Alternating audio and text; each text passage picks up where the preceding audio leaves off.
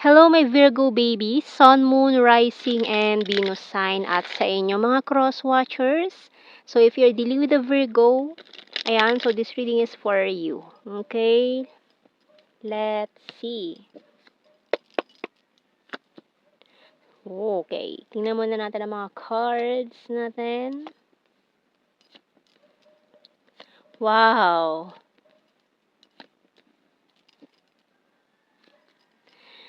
Okay. So, sa mga Virgo natin dyan na in a relationship, mukhang may mga wedding bells na kayong pinagpaplanuhan. Pero mukhang magkakaroon nga lang ng delay, or adjustment dahil sa nangyayaring crisis ngayon. So, mukhang wala namang makakapigil dito sa inyong plano ng iyong partner, lalo na kung talagang desidido na kayo. Pero yun nga lang, medyo makakat yung mga expenses nyo. Pero kung ikaw naman ay Virgo single na hirap ka na sa iyong relationship ngayon, it's about time na pag-isipan mo na mabuti ito. Kung magle-let go ka na ba or magtitiis ka pa rin. Okay? So, ang Virgo, itong energy na to, na parang ka na, kung feeling mo hindi na niya nakikita yung worth mo, kasi with this Five of Pentacles, nakikita ko rito kung mabigat na yung pakiramdam mo, kung hindi na nagiging maganda yung relasyon nyo nitong taong to. Kasi itong person mo is totally detached na emotionally sa'yo. Okay? Kaya, mas maganda na mag-decide ka na ngayon kung magle-let go ka na. Kasi parang hinihintay na lang niya na ikaw ang bumitaw. Okay? So, kung single ka nga, kung ikaw ay in a relationship na mabigat ang energy on the rocks ang relationship ninyo. So, kumbaga parang hinihintay na lang niya na bumitaw ka. No? Pero kung okay naman, yung isang energy kasi na in a relationship, nagpaplano na kayo magpakasal. So, two energies kasi itong natin dito, reading.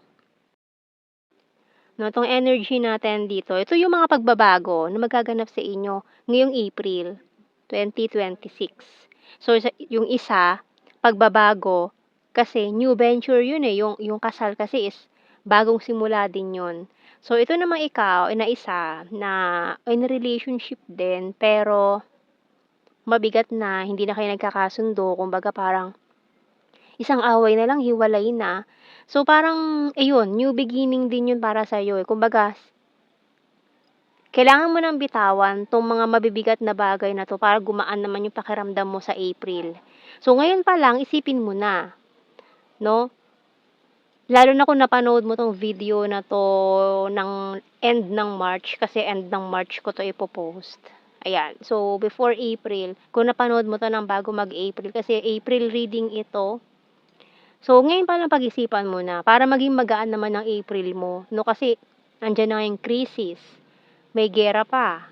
Tumataas ang mga gas. Tumataas ang mga bilihin, 'di ba? So, tong crisis na to is mabigat sa lahat. Ramdam natin lahat. So, wag mo nang dagdagan pa yung pasanin mo. Bitawan mo na yung mga kailangan bitawan. Kasi with this Page of Pentacles natin dito, sayang naman tong energy na to. Ayan o, Eight of Wands.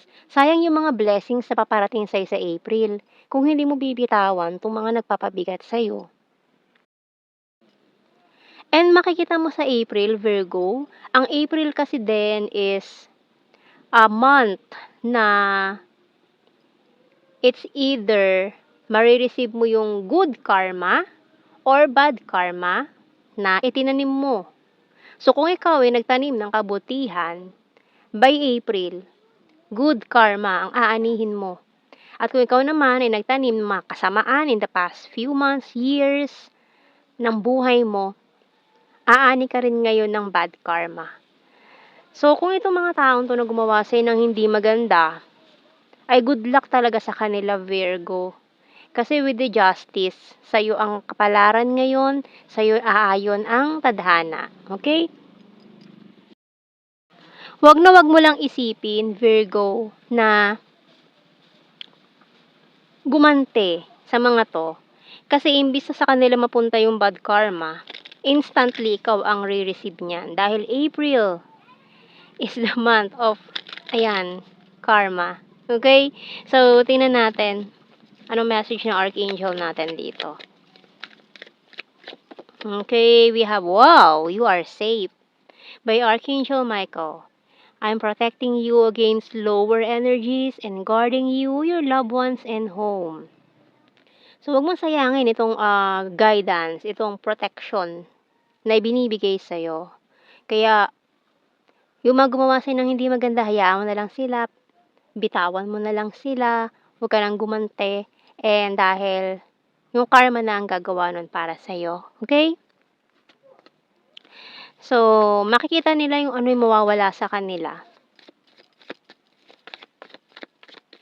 So, tingnan natin. Kasi, maraming blessings ang coming in for you. After mo bitawan yung mabigat na bagay na yan na nagpapahirap sa'yo, by April, mag-i-start ng gumaan ang pakiramdam mo.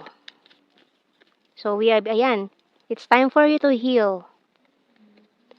Perfume, deep well, clover, open book, mountain and doll. Okay. So, kasi itong mga tao na having this dull energy, hindi totoo, fake, ayan, kailangan ng bitawan ng energy niyan. So, lalo na ito, karmic lessons. So, may matindi kang pinagdaan ng karmic lessons na kailangan mo ng bitawan, Virgo. Ayan. So, yan ang malinaw dito. Embrace this new beginning sa April. Bitawan na mga kailangan bitawan. And kung it's about time na mag-step in na kayo in this new kumbaga with this person, yung mga person na ikakasal, kung nararamdaman niyo naman na this person na is for you, go for it.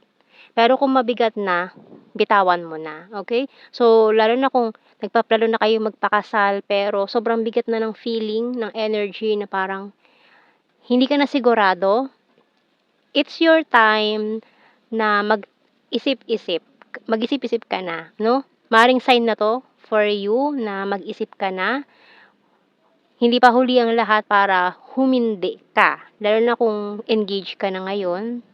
Kasi mas mahirap yung kung kailang kasal ka na, saka ka bibitaw. Mahirap magpa-annul dito sa Pilipinas, no? Wala pa tayong divorce. So, kaya pag-isipan niyo muna mabuti 'yan.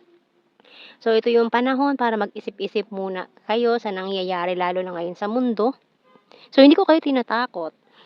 No? So, pinag-iisip-isip ko lalo na kung may plano na kayo lalo na sa mga nagpaplano magpakasal ngayon. So, kung magaan naman ang energy ng relationship nyo, go for it. Pero kung ikaw itong nakakaramdam ng bigat na parang feeling mo may mali.